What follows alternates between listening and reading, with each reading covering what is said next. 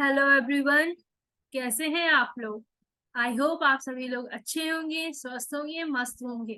सो आज डेट है 19 अक्टूबर 2023 और आज हम कवर करेंगे अपने डेली करंट अफेयर्स जो कि हमारे एग्जाम पॉइंट ऑफ व्यू से रिलेवेंट होंगे।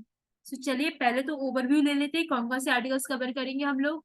सो ये पहला आर्टिकल है हमारा WWF की report the high cost of cheap water. इसके बारे में पता करेंगे कौन निकालता है, कैसे निकालता है, क्या बताया गया इस रिपोर्ट के बारे में इस रिपोर्ट के अंदर। और सेकंड न्यूज देखेंगे हम, ये बायोपिक बन रही है गडकरी जो कि हमारे नेशनल हाईवे हाईवे मिनिस्ट्री के तहत है ना, उनके ऊपर बनेगी। Union road transport and highway minister है, सो इनके बारे में पता करेंगे कि बायोपिक के बारे में पता करेंगे। थर्ड हम लोग इलेक्टोरल बॉन्ड्स के बारे में पता करेंगे कि अभी सुप्रीम कोर्ट का क्या वर्डिक्ट आया है, क्या क्या प्रॉब्लम हो रही है इसमें, क्या इसको चेंज करना चाहिए या नहीं। नेक्स्ट अब ये देखेंगे Supreme Court uphold the right of unborn child. So ये इसके बारे में पता करेंगे, इस केस स्टडी के बारे में। ये प्यारी सी मछली, इसका नाम है तिलापिया और ये तिलापिया पार्वो वायरस फैला है जो इसको हार्म पहुंचा रहे हैं, इसके बारे में बात करेंगे। और ये मैराइन क्लाउड ब्राइटनिंग की ये टेक्नोलॉजी होती क्या है और ये कैसे ही कोरल ब्लीचिंग को रोकेगी, इसके बारे में पता करेंगे। और ये विजिंजम पोर्ट जो कि केरला में बन रहा है, तिरुवनंतपुरम में, इसके बारे में पता करेंगे। इसकी लोकेशन भी देखेंगे थ्रू द मैप, और कैसे ये हमारे फिशिंग सेक्टर को और ट्रांसपोर्ट सेक्टर को, इंडिया की इमेज को ऊंचा उठाता है। सो बस ये आर्टिकल्स कवर करने हैं आज। चलिए स्टार्ट करते हैं। So world wide fund for nature की रिपोर्ट आई है high cost of cheap water. इस रिपोर्ट का टाइटल यही है, high cost of cheap water. इसमें ये बोला गया, इसमें वार्निंग दी गई है कि जो ग्लोबल वाटर क्राइसिस बढ़ती चली जा रही है वो एक थ्रेट फेस कर रही है in terms of economic value. वो इकोनॉमिक वैल्यू है अराउंड $58 ट्रिलियन की। उसके साथ साथ फूड सिक्योरिटी एंड सस्टेनेबिलिटी पर भी इशू अराइज किए गए हैं इस रिपोर्ट में। सो सबसे पहले तो हम लोग ये ध्यान देंगे, और ये एग्जाम कब लॉन्च की गई है? ये लॉन्च की गई है 16 अक्टूबर को, जिसको हम लोग मनाते हैं वर्ल्ड फूड डे के रूप में। जैसे कि इसमें लिखा गया है वर्ल्ड फूड डे 16 अक्टूबर को मनाया जाता है क्योंकि इसी दिन United Nation food and agriculture organization 1945 में इसकी स्टेबलाइजमेंट हुई थी। आपको पता ही है FAO बोलते हैं, जिसका हेडक्वार्टर है इटली में। इस साल की थीम क्या रखी गई है? अदर BCS एग्जाम और कॉम्पिटिटिव एग्जाम पूछ सकते हैं, water is life, water is food. So इसकी एक थीम है, आप लोग ध्यान रखिएगा। अभी जिसने निकाली उसके बारे में भी थोड़ा जान लेते हैं।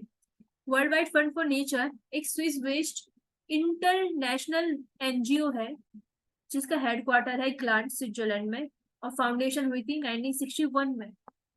ये क्या कहता है?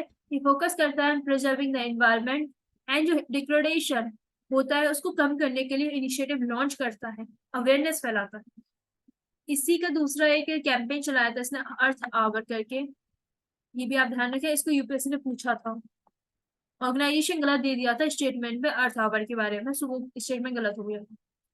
और WWF is a part of foundation platform F20। सो आपको ये प्रिलिम्स पॉइंट ऑफ व्यू से ये सारी चीजें जाननी है, और ये इंपॉर्टेंट न्यूज है कि ये रिपोर्ट निकाली किसने थी, वर्ल्ड वाइड फंड डे की थीम क्या थी इस साल, कब मनाया जाता है, क्यों मनाया जाता है, और WWF होता क्या है, कब स्टैब्लिशमेंट हुई थी, इसका एम क्या है। सो आपको ये सब चीजें पता होनी चाहिए। इस एक स्लाइड में आपको ये सब चीजें पता चली गई होंगी।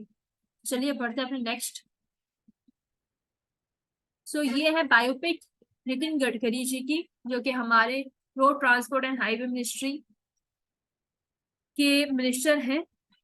ये बायोपिक का नाम होगा expressway man of India. So कोई एग्जाम पूछ सकता है कि expressway man of India किसकी बायोपिक है? सो आप क्या बोलोगे? नितिन गडकरी जी। आप इसको बना कौन रहा है? इसको प्रेजेंट कर रहे हैं अभिजीत मजूमदार जो कि मराठी फिल्म के प्रोड्यूसर हैं, उनके साथ साथ अक्षय आनंद देशमुख और डायरेक्टर कौन रहेगा? अनुराग रंजन। अब आप पूछोगे इनका कि नितिन गडकरी का रोल कौन निभा रहा है? सो राहुल चोपड़ा। राहुल चोपड़ा इनका रोल निभा रहे हैं। सो ये आपको ध्यान में होना चाहिए कि किसकी बायोपिक है। Express way man of India. चलिए बढ़ते हैं अपने नेक्स्ट न्यूज की तरफ। तो ये न्यूज है इलेक्ट्रल बॉन्ड की। सुप्रीम कोर्ट ने अभी जो ये इलेक्ट्रल बॉन्ड स्कीम की वैलिडिटी को चैलेंज करने के लिए एक पिटीशन फाइल की गई थी ना, तो उसको रेफर करने की बात की है कि हम लोग इस पर चर्चा करेंगे through the constitution bench of 5 जजेस। तो ये होता क्या है? इलेक्ट्रल बॉन्ड होता है कि एनोनिमस डोनेशन पॉलिटिकल पार्टीज को मिलता है, उसके लिए ये बनाया गया और इसी पर सुप्रीम कोर्ट अपना वर्डिक्ट देगा। और the case also pertains to the passage of the electoral bond scheme as a money bill. और दूसरी बात ये भी चेक करेगा कि ये मनी बिल के थ्रू इसको पास कर दिया गया था, इस इलेक्ट्रल बॉन्ड की स्कीम को। उसके बारे में भी देखेंगे कि ये वैलिडिटी सही है या गलत है, वैलिड रीजन दिया गया। तो इसके बारे में, इलेक्ट्रल बॉन्ड के बारे में बेसिक चीजें जो आपको पता होनी चाहिए। सबसे पहले ये इंट्रोड्यूस हुआ था 2017 में, इम्प्लीमेंट हुआ था 2018 में एज अ फाइनेंस बिल। ये इंडिविजुअल और एंटिटीज लाइक एक जैसे आप और हम, या फिर कोई कॉर्पोरेट पार्टी, कॉर्पोरेट है ना, वो दे सकता है। एनोनिमस डोनेशन मीन्स आपका कुछ नाम वाम, एड्रेस वेड्रेस कुछ पता नहीं चलेगा, पॉलिटिकल पार्टीज को मिल सकते हैं। सो आप ये छोटी सी फोटो में देख सकते हो कि ये रहता है इलेक्ट्रल बॉन्ड। इसमें एसबीआई के साइन रहते हैं, सैंपल है ये, जिसमें एसबीआई की सिग्नेचर मोहर वगैरह लगी रहती है। आप बैंक को दोगे अपने जो रुपए है ना आपको डोनेट करने, उसका एक आप बैंक को दोगे, बैंक आपको ये रिसिप्ट देगी, और जो बैंक को रुपए मिलेंगे ना, वो जाएंगे पॉलिटिकल पार्टीज के अकाउंट में। तो State Bank of India issue करती है डिनोमिनेशन ऑफ 1000, 10,000, 1 लाख, 10 लाख, 1 करोड़, इनके उस पर एसबीआई इलेक्ट्रल बॉन्ड्स को रिलीज करती है। 1,000, 10,000, 1 lakh, 10 lakh, 1 crore. Electoral bonds are payable to the bearer on demand and are interest free होते हैं। ये आपको ये वाली बात ध्यान रखनी होगी। कोई भी इंडियन सिटीजन और एंटिटीज जो कि इंडिया में हो इलेक्ट्रल बॉन्ड्स खरीद सकता है, आइदर इंडिविजुअली और jointly with others. Erectile bonds की वैलिडिटी होगी 15 कैलेंडर ईयर्स। मींस ये जब दिए जाएंगे, इशू किए जाएंगे, उसके 15 दिन के अंदर पॉलिटिकल पार्टीज को इसको विथड्रॉल करवाना पड़ेगा। State Bank of India authorize bank है। और एलिजिबल कौन सी पॉलिटिकल पार्टीज है? ओनली रजिस्टर्ड जो कि सेक्शन 29 ऑफ आरपीए एक्ट के तहत जो कि पॉलिटिकल पार्टीज रजिस्टर है ना, वही पॉलिटिकल पार्टीज ले सकती हैं इलेक्ट्रल बॉन्ड स्कीम का फायदा, जो कि at least 1% of votes in general election में पाए हो जिसने उन्हें। और erectile bonds can be purchase by digitally, online पे कर सकते हो, यूपीआई, फिन पे के थ्रू और चेक्स के थ्रू भी। पॉलिटिकल पार्टीज को अपना डिस्क्लोज देयर बैंक अकाउंट बताना पड़ेगा इलेक्शन कमीशन के सामने।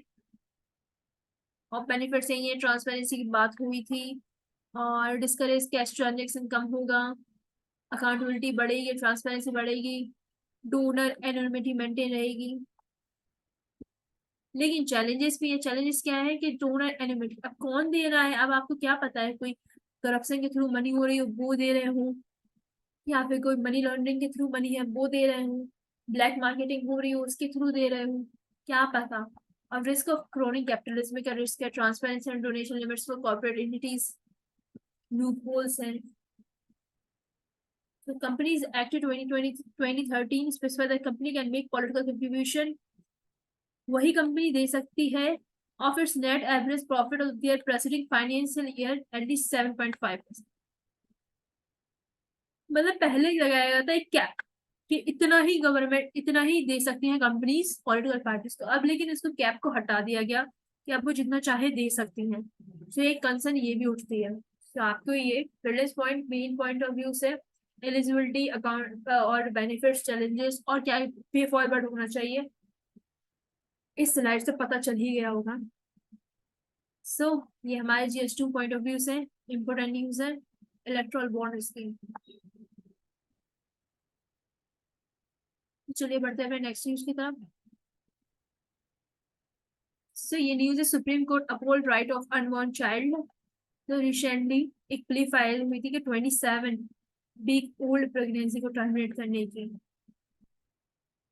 तो सुप्रीम कोर्ट ने हाल साफ मना कर दिया था कि ये वायलेशन होगा मेडिकल टर्मिनेशन प्रेगनेंसी एक्ट, क्योंकि इस केस में कोई इमीडिएट थ्रेट नहीं था कि हम लोग इसको अलाउ करें।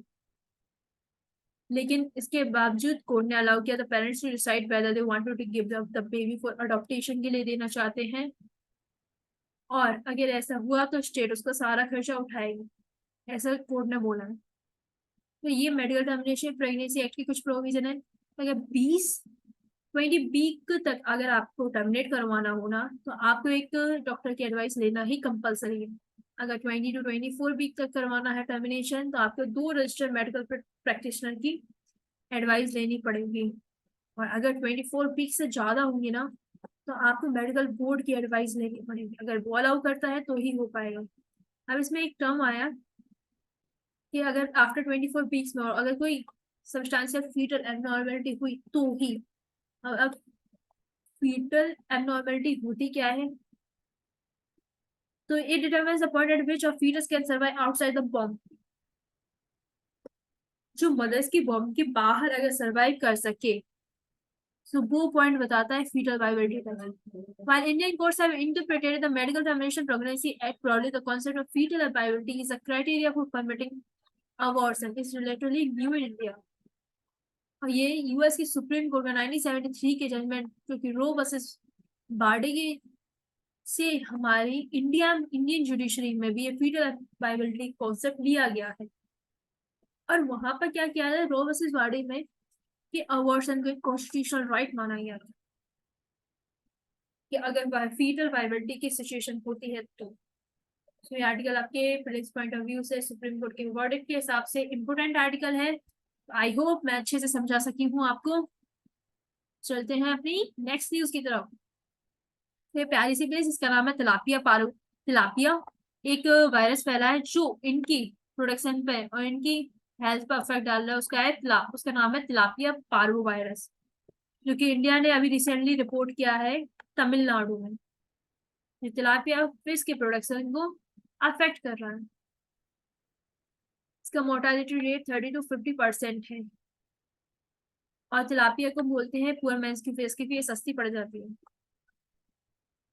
एक नाइल तिलापिया भी होती है जो लार्जर होती है इसकी साइज से। बस अभी कोई वैक्सीन तो है नहीं है, लेकिन बनाने की गुंजाइश चल रही है इंडिया में कि जो लॉसेस हुए ना फिश फार्मर्स को वो ना हो। तो आपको ये ध्यान रखना पड़ेगा तिलापिया है क्या। यूपीएससी ने अगर दी जाए कि तिलापिया इस डॉट डॉट डॉट 4 ऑप्शन दे दिए, तो आपको पता होना चाहिए फिश है। चलिए बढ़ते हैं नेक्स्ट।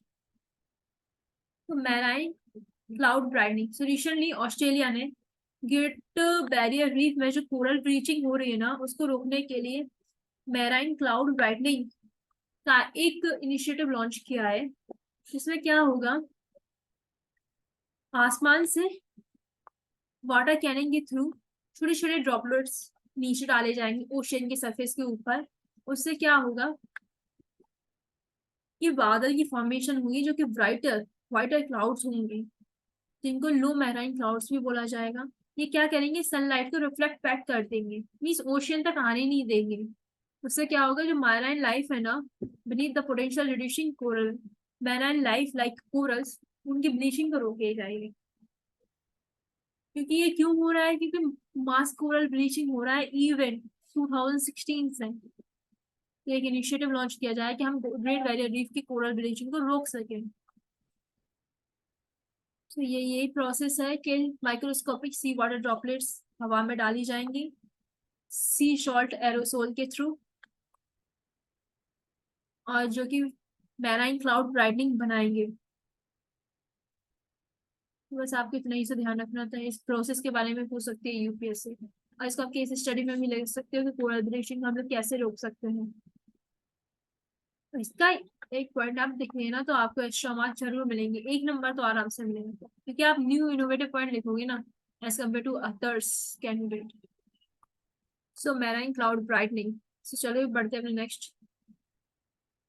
सो ये हमारी लास्ट न्यूज है, ये है विजिंजम फोर्ट, जो कि अडानी ग्रुप ने बनाया है। ये कंप्लीट हो जाएगा 2024 में तक।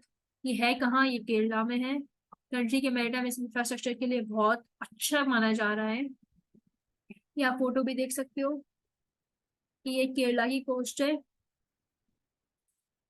और बगल ही में Vizhinjam international container transshipment terminal भी है, फिशिंग हार्बर भी है, फिशिंग बीच भी है, इंटरनेशनल पोर्ट भी है, और यहाँ पर है हमारे विजिंजम पोर्ट केरला में। तो ये क्या करेगा, ये first deep water container transshipment है इंडिया का, first deep water container transshipment. और इंटरनेशनल शिपिंग रूट्स जो कि Europe, gulf and east Asia से कनेक्ट करेगा। ये लार्ज कार्गो हैंडल कर सकता है ट्रांसशिपमेंट की लब में। और ये अदर पोर्ट लाइक जो एशिया में लाइक कोलंबो, सिंगापुर, जवेल अली जो यूएई में, उससे compete कर सकता है। तो आजकल आपके पेरेंट्स पॉइंट ऑफ व्यू से और लोकेशन स्पेसिफिक ज्यादा है। So thank you. अगर आपको क्रिस्प शॉर्ट अच्छा सा एनालिसिस अच्छा लगता हो डेली करंट अफेयर्स का, through the images, through the infographic, और मेरी पूरी मेहनत का, तो लाइक कीजिएगा इस सेशन को, शेयर कीजिएगा। आपको डेली बेसिस पर ये न्यूज मिलती रहेंगी जो कि आपके prelims and mains point of view से बहुत ज्यादा इंपोर्टेंट होंगी। So stay tuned. Bye bye.